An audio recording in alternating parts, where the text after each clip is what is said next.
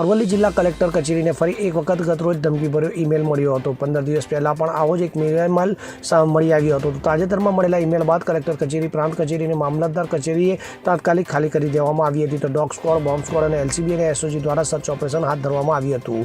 તો આ અગાઉ 7 મેના રોજ પણ કલેક્ટર કચેરીને શંકાસ્પદ ઈમેલ મળ્યો હતો। તે ઈમેલમાં મોડાસા કચેરીને ઉડી દેવાની ખુલ્લી ધમકી આપવામાં આવી હતી। ત્યારબાદ તમામ કચેરીઓ ખાલી કરાવી તપાસ શરૂ કરાઈ હતી। તો ક્વિક રિસ્પોન્સ ટીમ દ્વારા તપાસ કરવામાં આવી હતી।